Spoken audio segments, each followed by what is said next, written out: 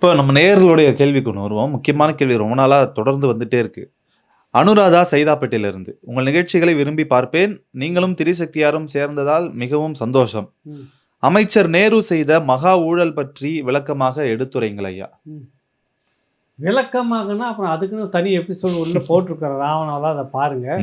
கடந்த இது கூட நேருவோட இதை பற்றி பஞ்சாயத்து கூட்டுறமோ நிகழ்ச்சியில் பேசியிருக்கிறோம், உள்ள இருக்கு பாருங்க. இதில் வந்து கேட்காத யாராவது கேள்வி கேட்டிருந்தீங்கன்னா பரவாயில்ல. 2 முறை பேசிட்டோம். ஊரே எல்லாத்தையும் பக்கம் பக்கமாக எழுதிட்டு இருக்குது. ஆக வலுவாக அதில் வந்து சிக்கி இருக்கிறார்.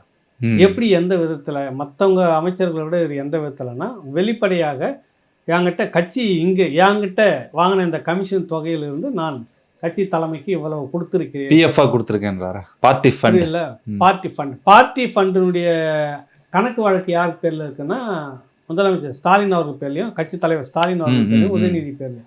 வேற யாரெல்லாம் பொருளாளர் பேர்ல அதெல்லாம் யாரையும் வச்சுக்க மாட்டாங்க. இவங்க தான் வச்சுப்பாங்க. அதிகாரம் எல்லாம் இவங்க கிட்ட தான் இருக்கும். பொருளாளர் ஐயா பாலு இருக்காரு, குடும்பத்துக்கிட்ட தான் இருக்கும். பேருக்கு கையெழுத்து போடுப்பானுவாங்க, அதோட சரி. அப்போ இந்த 2 பேருக்கும் அந்த வழக்குக்குள்ளே வரக்கூடிய ஒரு சிக்கல் இருக்குது. அதனால தான் இது ஒரு முக்கிய வழக்காக எல்லாருமே பார்க்குறாங்க. இந்த வழக்கில் வந்து அதிமுகவும் உள்ள நுழைஞ்சி இருக்குது. புரியுதுல உங்களுக்கு? நீதிமன்ற வந்து சுத்துது.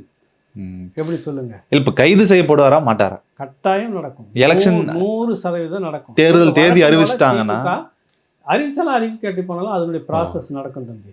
வழக்கம் போல இது இன்னொன்று தேர்தல் பழி வாங்குறதுக்காகனு ஒரு கூப்பாடு போடுவாங்க. இவ்வளவு ஆவணங்களுக்கு நீ இஷ்டத்துக்கு சுருட்டி நிற்ப மக்களோட பணத்தை. நான் இவர் ஒண்டி சொல்லலை, நிறைய அமைச்சர்கள் இருக்காங்க.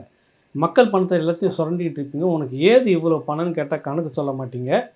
இதெல்லாம் கேட்டுட்டுன்னா அரசியல் பழிவாங்க பாக்குறாங்கன்னா எப்படி பழிவாங்க? நீ பணம் எடுக்காம இருந்தா வாங்கிட்டே வர போறாங்க.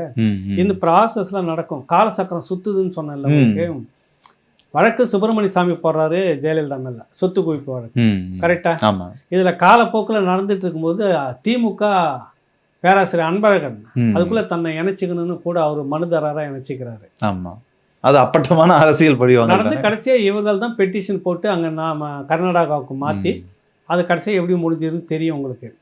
அதை போலவே நேரு அந்த திமுகவுடைய என்ன சொல்கிறது ஃபண்டு திமுக பிஎஃப் அதுக்கு 2 பேர் அதில் இவங்க கிட்ட தான் பணம் போயிட்டுருக்குன்றதெல்லாம் சேர்ந்து வருது இல்லை. இந்த வழக்கில் அதிமுக தன்னை இணைத்துக் கொள்கிறது. புரியுது இல்லை உங்களுக்கு? புரிஞ்சிருச்சு. இது என்ன ஆகும்? காலப்போக்கில் அப்படியே இழுத்து ஒரு கட்டத்தில் செல்வி ஜெயலலிதாவுக்கு என்ன நடந்ததோ அதை சம்மந்தப்பட்டவங்களை என்ன தண்டனை வாங்கினாங்களோ அது இங்கே அப்படியே நடக்கும். ஹிஸ்ட்ரி எல்லாம் அவ்வளோதான், வேற ஒன்றுமே இல்லை. அதான் சொன்ன காலசக்கரம் திரும்ப சுத்துது. அதை மட்டும் நம்ம அந்த சைதாப்பேட்டை அனுராதா அம்மாவுக்கு நம்ம சொல்லிடுறோம். இது கட்டாயம் என்னைக்கு டிலே ஆகும். அதுக்குன்னு காலுன்னு ஒன்று இருக்குது இல்லை, போய் உழறதுக்கு சொன்னேன் நான். சரி, புரியல? அப்போ அதை தாண்டி வந்து வேற விஷயங்கள்லாம் இருக்குது. இதையும் தாண்டி சட்டம்னு ஒன்று இருக்குது.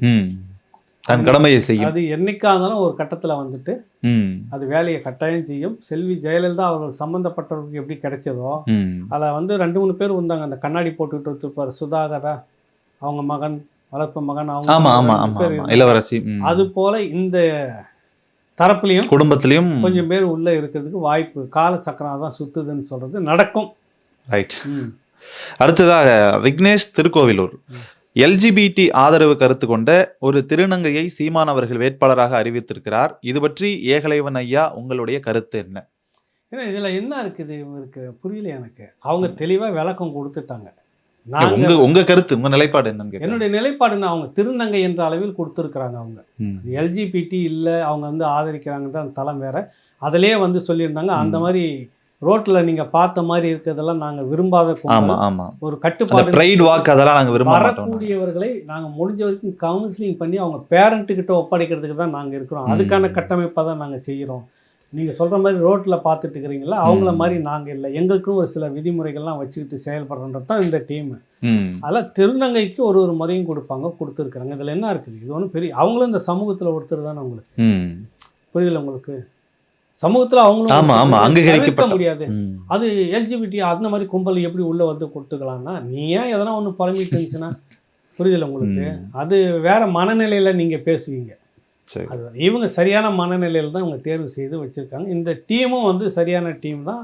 பல இடத்துல ஊடகத்தில் வந்து பேட்டி கொடுத்துட்டாங்க. நமக்கும் கொடுத்துருக்குறாங்க, இங்கே கொடுத்துருக்கு. ராவணாலையும் கொடுத்துருக்குறாங்க. அது வந்து இதுக்கு பிறகு நீங்கள் திரும்ப திரும்ப பேசிட்டு இருக்கிறீங்க அப்படின்னா நம்ம ஒன்றும் பண்ண முடியாது. இவர் கேள்வியை வந்து எப்படி கொடுத்தாரு வேட்பாளர்னா சரியாக தேர்வு செய்து. உங்களுடைய கருத்து சரி. தனிப்பட்ட கருத்து அவங்க திருநங்கை அவர்களுக்கு இந்த மாதிரி இடத்துல இன்னும் வாய்ப்பு கொடுக்கறது 100% வரவேற்கக்கூடியது. திருநங்கைகளுக்கு ஒரு அரசியல் இடம் கட்டாயம் வேணும். பெரிய பெரிய கட்சிகள்லாம் கட்டாயம் ஒரு இடத்த கொடுத்து வைக்கணும். அவங்களும் இந்த சமூகத்தில் ஒருவர், அதில் மாற்று கருத்தே கிடையாது. சரி.